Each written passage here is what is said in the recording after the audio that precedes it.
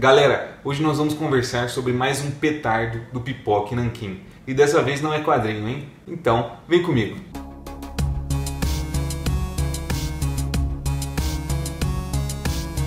Bem-vindos a mais um Soco Foguete. Eu sou Rafael Soler e o vídeo de hoje é sobre Conan o Bárbaro, livro 2. Em dezembro do ano passado, o Pipoca e Nanquim lançou seu primeiro livro, sendo ele Conan o Bárbaro, e agora em setembro de 2018 nós temos o segundo livro dessa trilogia. Esse livro 2 de Conan continua a trazer para o Brasil os contos do Bárbaro de forma cronológica com relação à sua escrita. Então nesse livro nós temos 7 contos, sendo que 5 deles foram publicados originalmente na Weird Tales, e nós temos 2 contos extras que cronologicamente estão na ordem correta com a escrita do Howard, mas que foram publicados após a morte do autor em 2 outras revistas. Como eu não fiz um vídeo do primeiro volume de Conan o Bárbaro, agora nesse vídeo aqui, antes de falar mais especificamente dos contos contidos nesse volume 2, eu gostaria só de falar um pouco sobre a escrita do Robert E. Howard. Esse autor ele consegue dosar muito bem as suas descrições com os seus diálogos. Para quem não é muito ligado em literatura, o autor ele sempre tem 2 métodos de passar o que está acontecendo numa situação para o leitor. São pelas suas descrições e pelos seus diálogos. A descrição é aquilo que o narrador nos conta e os diálogos é aquilo que os personagens, conversando entre si, vão passar para o leitor. Existem alguns autores que eles se focam tanto nos diálogos que eles pecam na descrição e, ao contrário disso, nós temos aqueles autores que são tão bons na descrição que acabam deixando de lado os seus diálogos. Eu não citarei nomes aqui para não incitar o ódio de ninguém aí que possa estar assistindo esse vídeo, mas existem alguns autores que se focam apenas em um desses pilares da narrativa e acabam esquecendo o outro. O Howard, ele consegue fazer os 2 de forma magistral. Então suas descrições elas são muito vivas, nos colocando diretamente dentro das ações e nos fazendo visualizar muito bem tudo o que está acontecendo, e os seus diálogos também são muito bons, principalmente quando Conan fala alguma coisa, qualquer um treme. Além disso, seus personagens coadjuvantes também têm suas vozes muito bem trabalhadas, e quando existem diversas pessoas conversando, nós sempre sabemos quem é cada um ali na cena.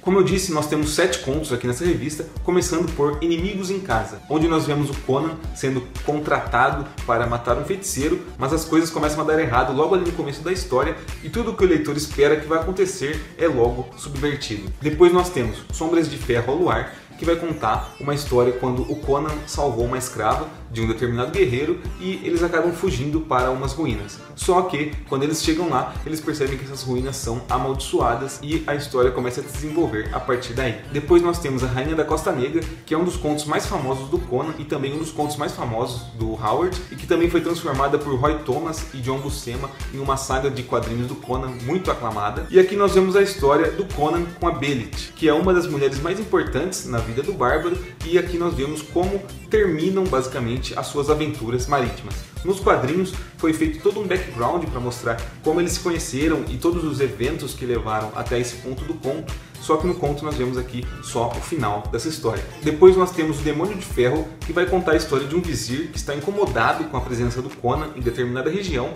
e esse homem decide tramar um plano para matar o Bárbaro sem que ele tenha de entrar em confronto direto com o guerreiro. Mas, de novo, o Howard faz com que nós imaginemos uma coisa e nos leva para um caminho totalmente diferente. E para terminar, esses 5 primeiros contos que foram publicados na Weird Tales, nós temos Os Profetas do Círculo Negro. Essa história é meio difícil de explicar porque ela é muito complexa e faz muito tempo que eu a li. Mas imagine Snatch ou qualquer filme de comédia de erros e coloque o Conan no meio disso.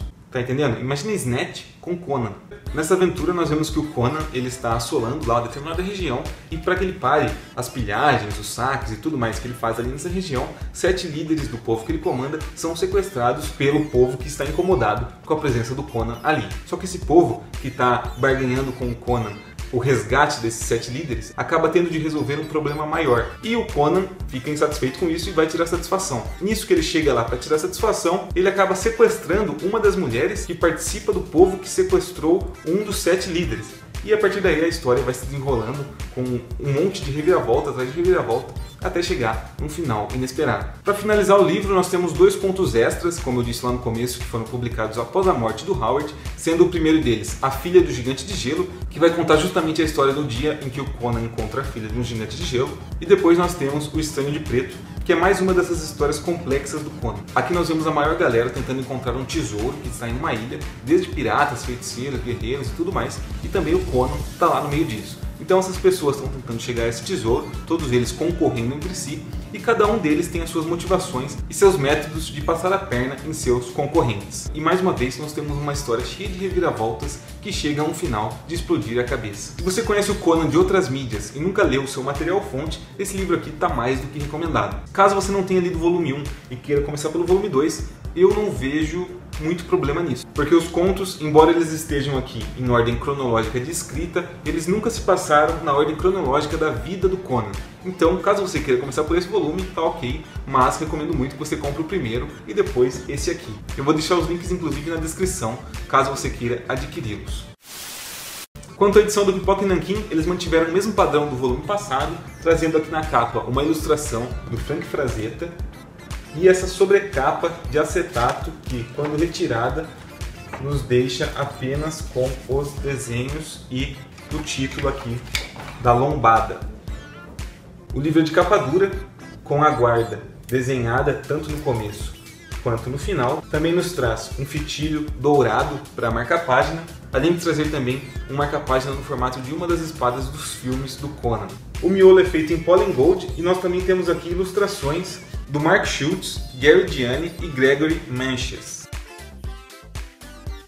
Então a edição está lindíssima mais uma vez, e nós vemos que até aqui na costura dos cadernos o Pipoca e Nanquim teve o cuidado de trazer uma cor que combinasse com o resto da identidade visual da obra. Então, para quem curte fantasia, para quem curte espada e feitiçaria, para quem curte boas histórias e boa literatura, Conan o Bárbaro está mais do que recomendado, tanto o volume 2 quanto o volume 1. E só para lembrar, eu vou deixar os links de compra ali na descrição, e caso você compre por algum deles, você estará ajudando muito o canal a crescer. Se você gostou do vídeo, por favor compartilhe com seus amigos. Se você é novo aqui no Soco Foguete, clique aqui para se inscrever, deixe seu joinha ali embaixo antes de sair, e aqui desse lado eu vou deixar alguns outros vídeos que podem ser interessantes para você. Esse foi mais um Soco Foguete, eu vou ficando por aqui e até a próxima!